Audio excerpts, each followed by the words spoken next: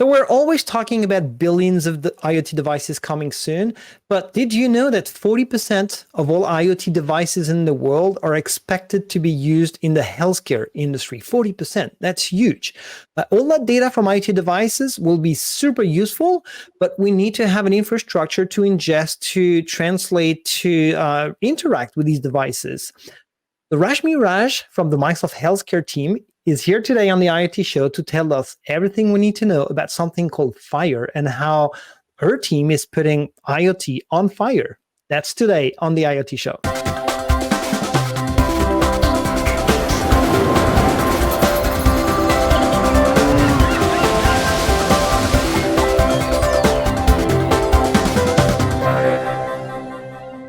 Hi everyone, you're watching the IoT show. I'm Olivier, your host, and today we'll talk about IoT on fire. So the topic is pretty interesting, and it actually will be covered with Rashmi Raj. Rashmi, thanks for joining the show today. How are you? I'm doing well, thank you. And how about you? I'm great and fantastic. Thanks for asking. So Rashmi, before we jump into our topic, you already came on the show. We'll talk a little bit about, what you talked about last time. But for those who don't know you, who are you? What is your team doing at Microsoft? And then we'll jump into that topic. Sure. So, as you said, my name is Rashmi Raj, and I am part of Microsoft Healthcare team.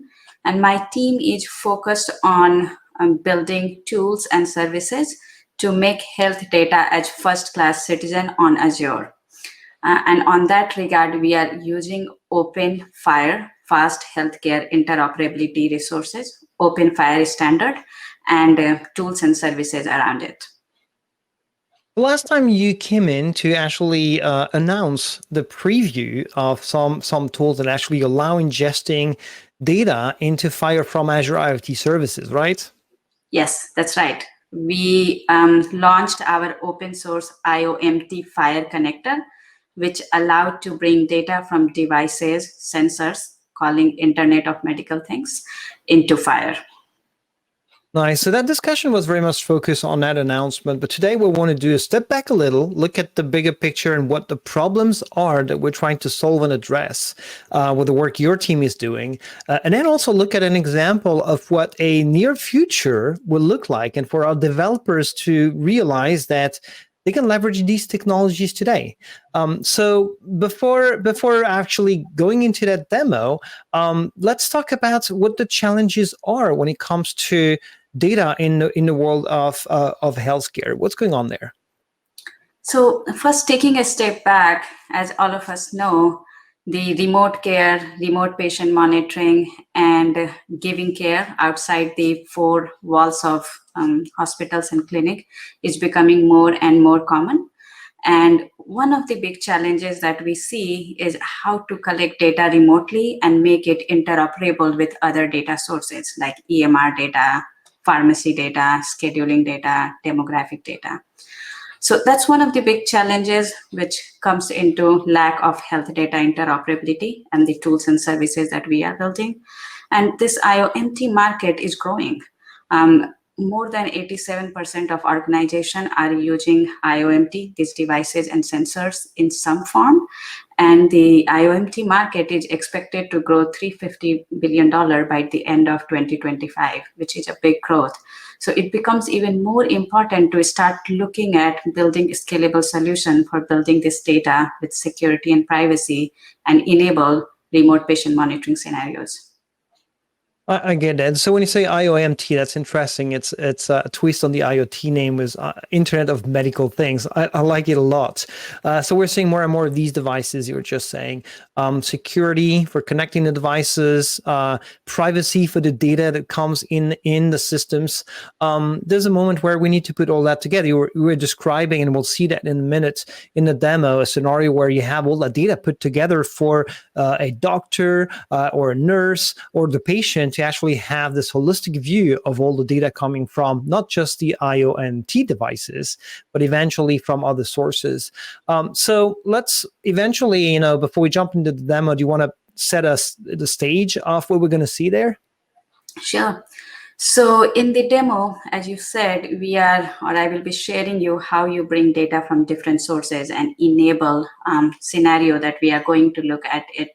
It's precision rehabilitation scenario, and we will see total knee replacement, where Sarah Perez, who is 52 years old, and she's going through total knee replacement, and we will go through her pre-op data, post-op data, and trend analysis as well. Okay, so all of that is very much real life scenario, right? How much of what we're going to see is actually, a solution, or how much of that is proof of concept level? And then obviously we'll ask you, hey, is it doable today with the tools that we have? Sure. So this is a good question.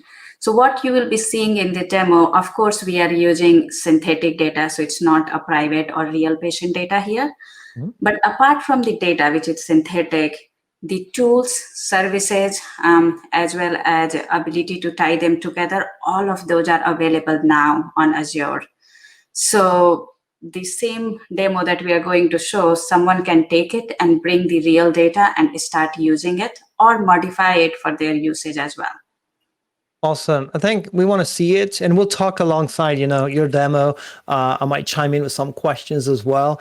But let's look at what that scenario looks like. Sure. So here I am sharing this care team dashboard. And as I said, Sarah, who's going through total knee replacement, she has also opted into pre-op assessment. And she has been given an activity device, activity watch. Think of it, a device like Fitbit, Garmin, Apple Watch, any of these devices, which is collecting her activity data along with her heart rate and sleep data. In this dashboard, as you see, as a care team, I am seeing Sarah's activity data coming from her device. But along with activity data, I can also see EMR data. So care team can see Sarah's last three reported pain levels coming from her last 3 encounters, which is coming from EMR. Care team can also see her pharmacy data. Care team can also see her demographic data. So this is an example where you are bringing device data along with other clinical data, pharmacy data, and demographic data. This is important because device data itself is great, but when you augment this data, interoperate this data with other data sources, you can start creating meaningful insight and action. Yep.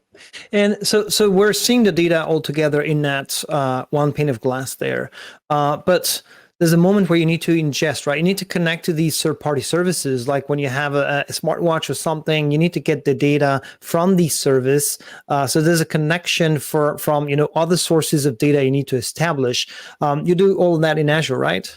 Yes, exactly. And that's where Azure API for FHIR gives you connectivity using the open RESTful API to connect and start bringing those data along with device data. So things gravitate, if I want to have and we'll certainly some of the diagrams after the demo, but just to have a mental idea, things gravitate around FHIR, right, and that functionality. And then you plug in various things as the IoT source of data, the EMR, the pharmacy, all of these actors were sharing data about that one patient. And then I would assume and suppose that there's a level of encryption, security around all that data, right?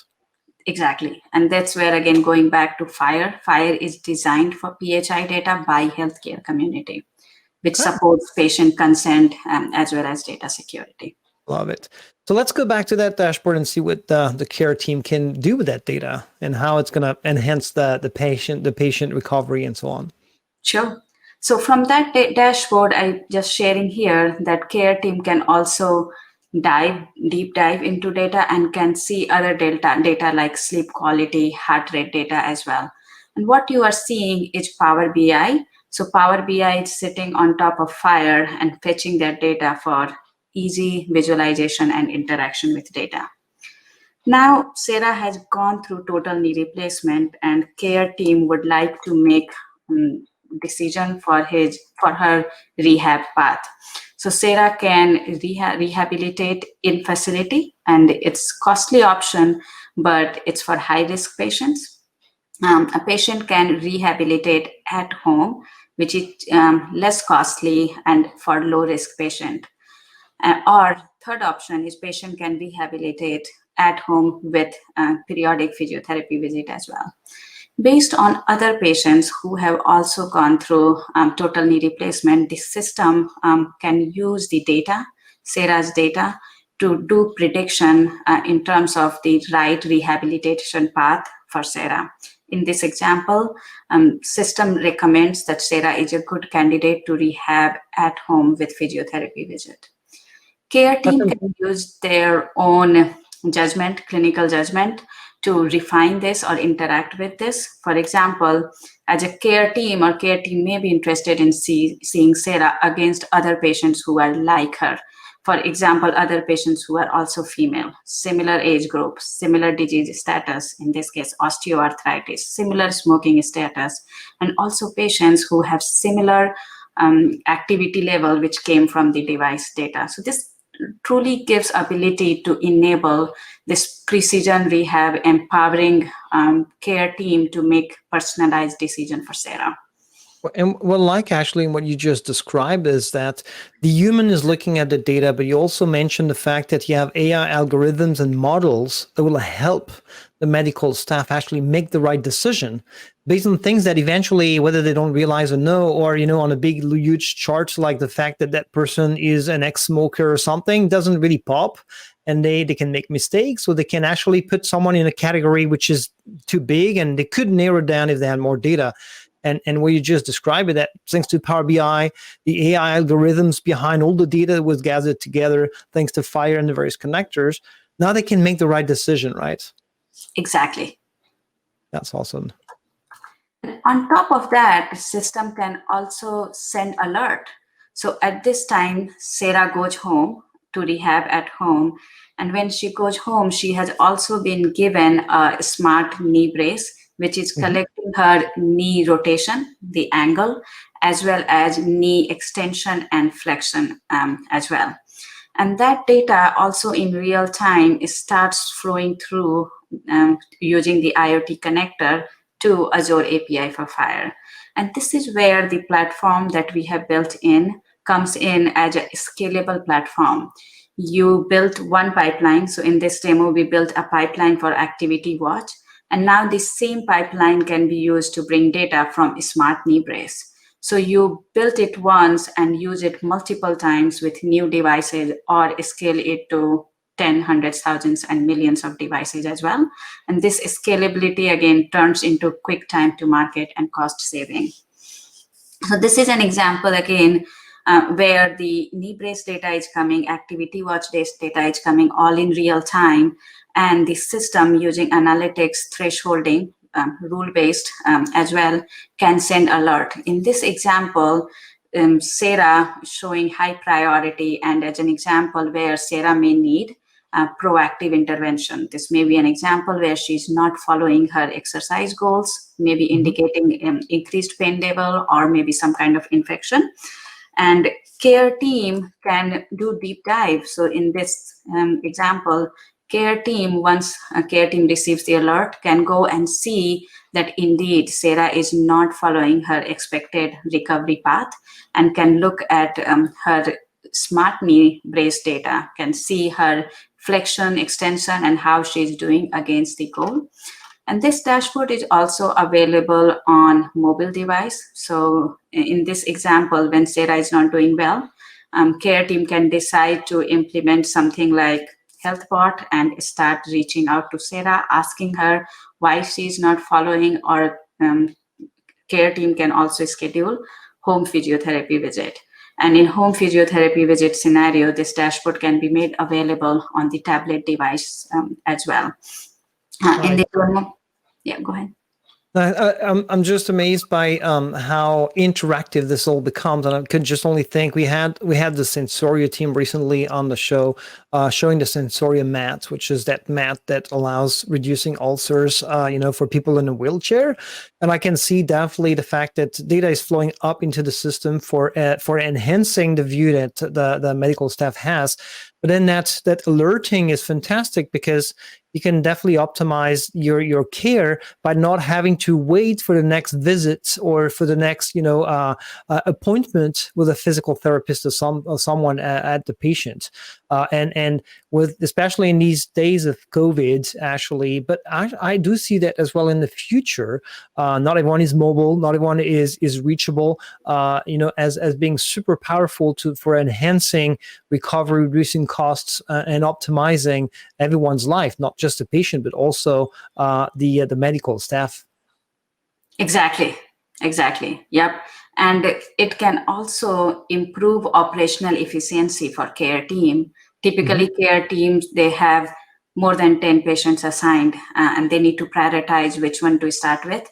So this alerting mechanism can help them to prioritize patients as well.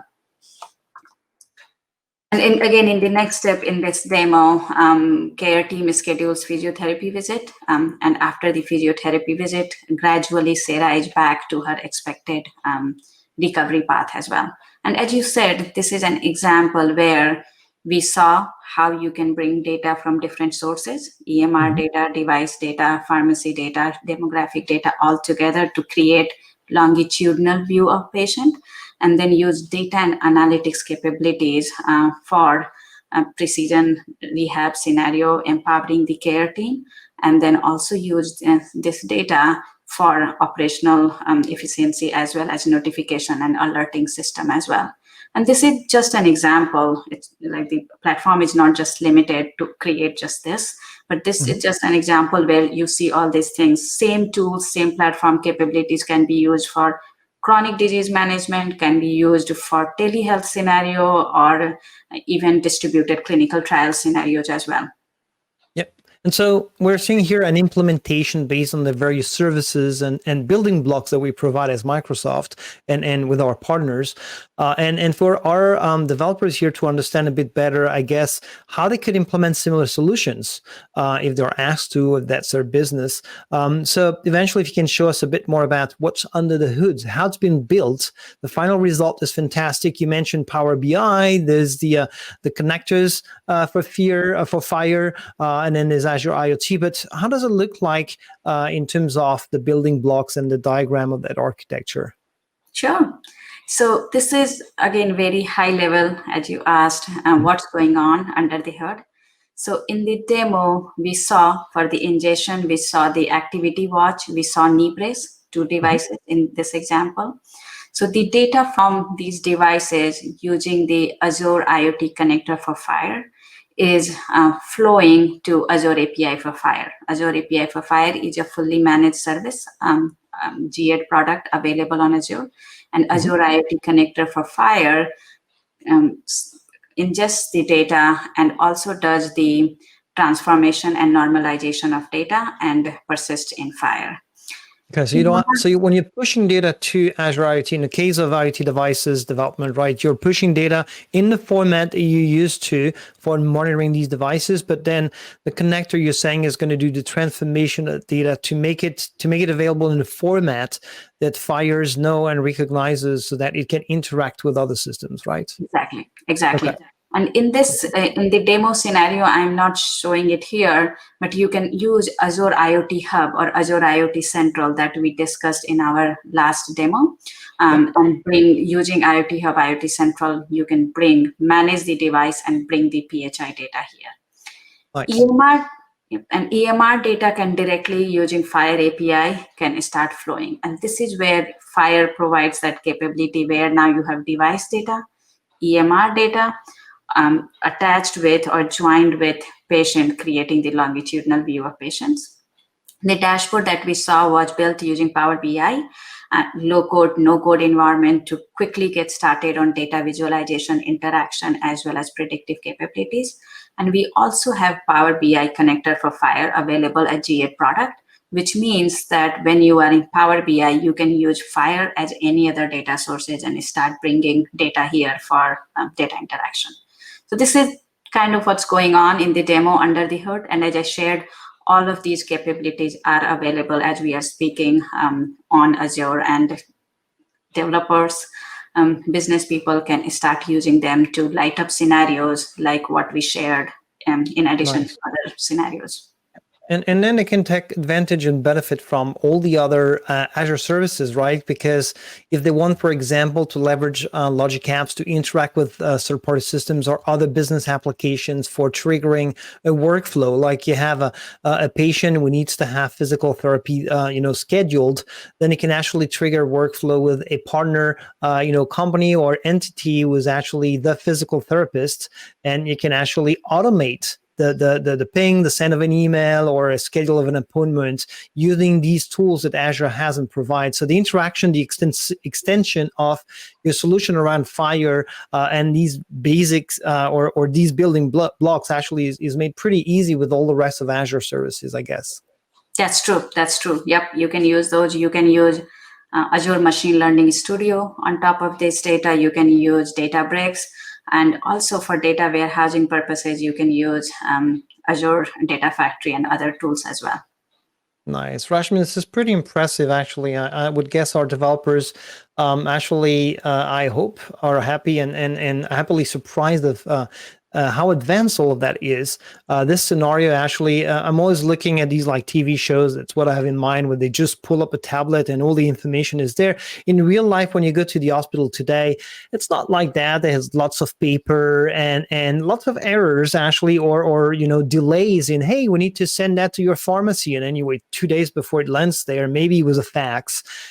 Now, with these solutions all around, a standard that the industry of healthcare is adopted, it seems like we are getting to a point where these science fiction, scenarios are becoming real, right? Sure, exactly.